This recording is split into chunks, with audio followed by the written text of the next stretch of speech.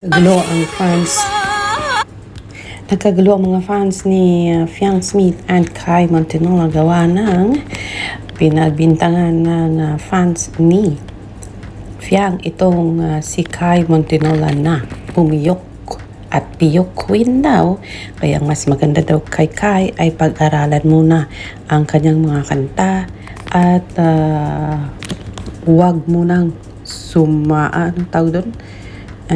sumalang sa mga pa-live dahil ito daw ay isang piyok queen. Pero galit na galit din ang fans ni Fiang Smith ni Kai Montinola kasi ang sabi nila, ba't nyo ginaganyan si Kai? Siya nga magaling na kumanta kaysa naman dyan sa paborito nyong si Fiang Smith na isang lip sync queen daw, mga kaibigan. Narito po ang video na yan. Kaya yan ang pinag-uusapan ngayon sa social media. Let's go and watch this.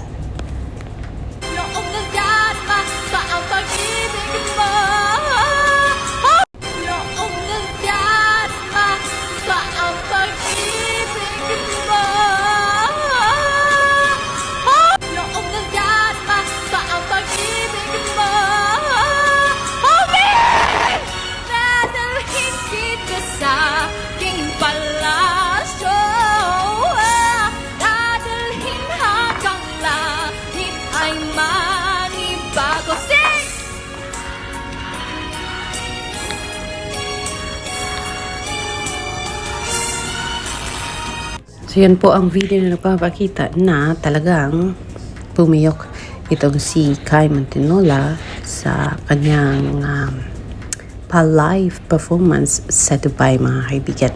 Sabi nga nila, bakit daw palagi pinambibintang ng isang Kai Montinola ang problema niya sa pagkanta, sa sound system or sa mikropono, mga kaibigan. Sa palagay nyo, ano ang problema sa paratang na ito kay Kai Montinola? Dahilan sa hindi makitaan ng mga taga-subaybay ni Fiang Smith ng importance itong naumpisahang maliit na issue na napag-uusapan ngayon sa social media, lalo na sa Twitter, ay mas pinili nilang magstay sa kanilang lane na imbis na patulan itong isyong ito sa social media ngayong umaga, ay mas pinili nilang mas i-promote pa daw ang mga events ni Fiang Smith. Kaya narito ang sabi ng mga taga-subaybay ni Fiangi ngayong umagang ito, mga kaibigan. Let's go! Sabi ni Lemon, stop na guys, uwi na kasi wag na pumatol sa mga yan kasi di talaga titigil yan. Focus tayo sa mains natin, may big ganap pa sila bukas. Focus din sa pag-promote ng concert ni Fiangi kasi sold out ticket na daw dapat ito kaysa makipagtunggali sa social media. Mas isipin pa dapat na bumili ng mga tickets ni Fiang para sa kanyang nalalapit na konsyerto. She's back here in the city of Firsts.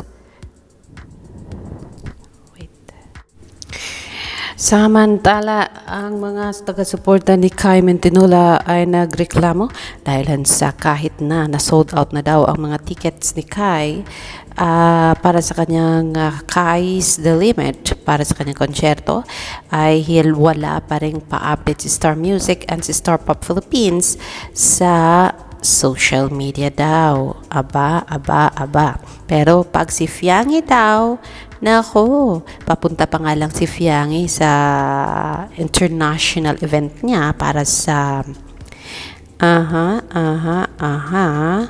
OFW event, ay may pa-post na ang ABS-CBN. So sabi nila dito, grabe, grabe kayo, super favorite nyo talaga si Kaisha, sabi niya. Grabe na talaga ang promotion ng management sa favorite artist nila. Late at wala pa rin castings hanggang ngayon, tapos wala pa rin announcement kahit sold out na kahapon pa lang daw ang mga tickets ni Kai Montinola para sa kanyang Kai's The Limit. Wait daw, sabi ng isa pang netizen, wait daw kasi tayo kasi may pasabog.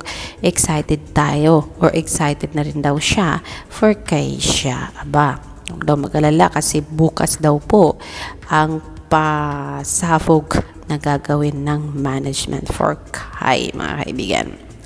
Samantala, P-Pop Entertainment and 3 hours ago is posting this video or this photo of Kai na nasa disyerto ng Dubai. Ang sabi ni P-Pop Entertainment, Kai Montinola's Kai's The Limit has reached full capacity as all tickets for the June 28 album launch and fan meet at SM North EDSA Skydome have sold out. So nauna pa si P-Pop Entertainment na mag-announce nito 3 hours ago.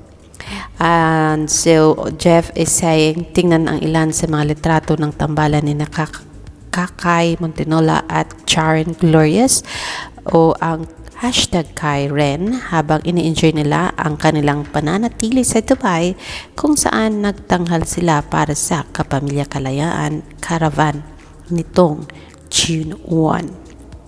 Undeniably, maganda ang kanilang chemistry. Sabi din ng CDN Digital, thank you Dubai. Look, Cebuana PBB alumna Kaisha Montinola looked radiant in these photos with fellow PBB alum Charin Garcia as she took to Instagram to express her gratitude for her first international event in Dubai. A short but sweet stay that I will cherish forever. Yun ang caption ni Kai Montinola. So narito po ang mga pictures na yan. Wearing abaya sa Dubai po. Kairen, Jaren, and Jaren. Ayan. So yan po ang mga photos na kuha dito sa Dubai. So yan ang latest on Kai Montinola and Fiang Smith sa umagang ito, mga kaibigan. Ayan, huwag muna kayo magbangayan. Peace lang muna kayo kasi kailangan nyo magtulungan para sa kaiunlad ng ekonomiya ng showbiz career ni Kai Montinola, Charin Glorious or Charin Garcia, Fiang Smith, and JM Ibarra, mga kaibigan.